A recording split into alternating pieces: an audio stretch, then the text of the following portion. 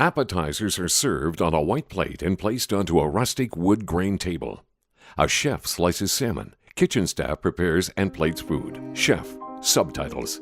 You learn a lot to be a chef, not only from your staff and the people that you're working with, but also the guests that are coming from all parts of the world. You must understand culture.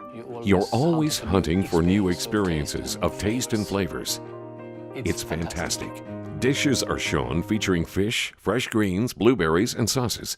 The chef tastes his creations in a commercial kitchen, then sits at a table in an upscale restaurant with white linen tablecloths. My name is KC Wallberg. I'm the executive chef here at Gubbhyllan in Stockholm, and this is a restaurant where we do everything from the beginning. In a forest, KC harvests wild berries. There's a very specific air when you go into a Swedish forest. It's much more refreshing, and the smell is different. You hear things that you don't hear in the city. You must go step into the forest to actually experience it. Having filled his buckets, KC sits at a picnic table at the water's edge. He pours the berries onto a white cloth and sorts through them, his hands purple from the juice. It's a huge difference when the berries are wild because of the temperature. It becomes a very clean flavor from it. It's really dark purple ink inside. So if you smash one berry, you'll have that color in your hand for 2 or 3 days. So you see who is picking blueberries and who's not. Back in the restaurant kitchen, KC preps food, then harvests greens from an expansive outdoor garden. I always cook from one or a few ingredients and then build the menu. And in this seasonal dinner, I'll use wild duck, Arctic char. It's a salmon fish from the north part of Sweden, codfish, and of course blueberry. Views of Stockholm along the water, then the blue and yellow Swedish flag.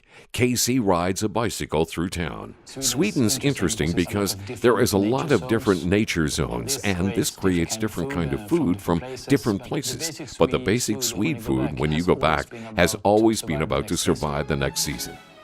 Back in the kitchen, he pours water onto cubed fish and sets it aside. That's why we use a lot of pickling, acidity, salt, and curing to be able to save the ingredients for the next season. I think one of the most important techniques is to use salt in the right way. Pieces of raw filleted salmon are sprinkled with a generous amount of salt. Then it's rubbed into the flesh. When you put salt on the ingredients, it becomes like a spice. But if you let the salt go into the ingredients, you have a kind of curing that's very important in the Swedish gastronomy.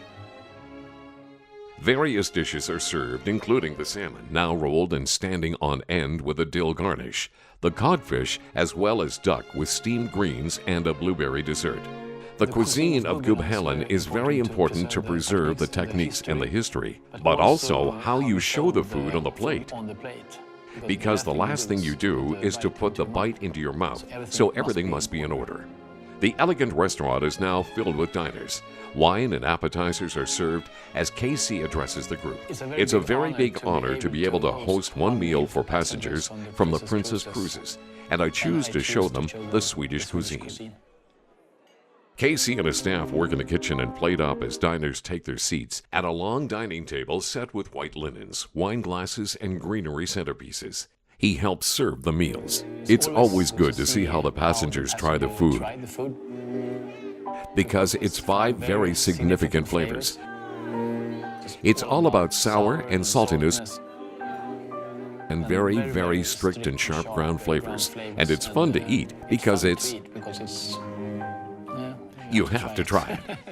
Exterior views of a Princess cruise ship at sea. Then, in an onboard restaurant kitchen, KC visits the chefs. It's nice to know that when the passengers go back to the Princess cruise, that they have really good kitchens and chefs on board.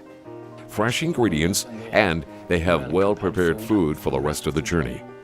Vegetables are peeled, onions are fried, garnishes are added to food, bread is kneaded and baked. Fine dining for me is when you cook very well and you treat the ingredients very well. And I think that as many people as possible should be able to eat it. And if you have the right techniques, then you can bring out very good food to many people instead of for just a few. Princess Cruises, come back new.